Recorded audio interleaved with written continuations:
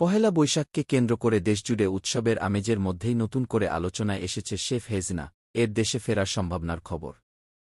বাংলা নববর্ষ, যা পহেলা বৈশাখ নামে পরিচিত, বাঙালির প্রাণের উৎসব হিসেবে প্রতি বছরই নতুন আশার বার্তা নিয়ে আসে।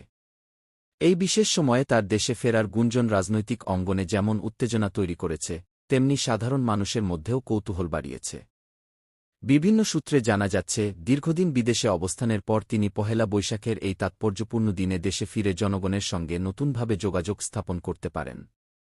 তার ঘনিষ্ঠ মহল বলছে, এটি শুধুমাত্র একটি ব্যক্তিগত সফর নয়, বরং একটি কৌশলগত রাজনৈতিক বার্তা বহন করতে পারে।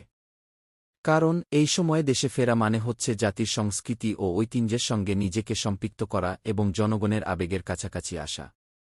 রাজনৈতিক বিশ্লেষকরা মনে করছেন, এই সম্ভাব্য প্রত্যাবর্তন দেশের রাজনীতিতে নতুন সমীকরণ তৈরি করতে পারে। বিশেষ করে বর্তমান রাজনৈতিক পরিস্থিতিতে তার উপস্থিতি দলীয় নেতাকর্মীদের মধ্যে নতুন উদ্দীপনা সৃষ্টি করতে পারে। অনেকেই মনে করছেন, তার এই সিদ্ধান্ত দলকে পুনরায় সংগঠিত করতে এবং ভবিষ্যৎ রাজনৈতিক কৌশল নির্ধারণে গুরুত্বপূর্ণ ভূমিকা রাখবে। অন্যদিকে বিরোধী দলগুলোর পক্ষ থেকে বিষয়টি নিয়ে সতর্ক প্রতিক্রিয়া দেখা যাচ্ছে। তারা বলছে, দেশে ফিরে আসা একটি স্বাভাবিক অধিকার হলেও এর পেছনে যদি কোনো রাজনৈতিক উদ্দেশ্য থাকে, তাহলে তা জনগণের সামনে পরিষ্কার করা উচিত। একই সঙ্গে তারা সুষ্ঠু ও শান্তিপূর্ণ রাজনৈতিক পরিবেশ বজায় রাখার আহ্বান জানিয়েছে। সাধারণ মানুষের মধ্যেও এ নিয়ে মিশ্র প্রতিক্রিয়া দেখা যাচ্ছে। কেউ এই খবরকে স্বাগত জানাচ্ছেন এবং আশা করছেন যে এটি দেশের রাজনৈতিক স্থিতিশীলতা বাড়াতে সহায়ক হবে। আবার কেউ বিষয়টি নিয়ে সন্দিহান এবং বাস্তবে কী ঘটে তা দেখার অপেক্ষায় রয়েছেন।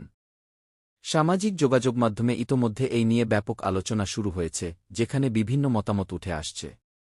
সব মিলিয়ে পহেলা বৈশাখের মতো একটি গুরুত্বপূর্ণ সাংস্কৃতিক উপলক্ষে শেখ হাসিনার সম্ভাব্য দেশে ফেরা শুধুমাত্র একটি ব্যক্তিগত ঘটনা নয়, বরং এটি দেশের রাজনৈতিক ও সামাজিক প্রেক্ষাপটে বড় ধরনের প্রভাব ফেলতে পারে।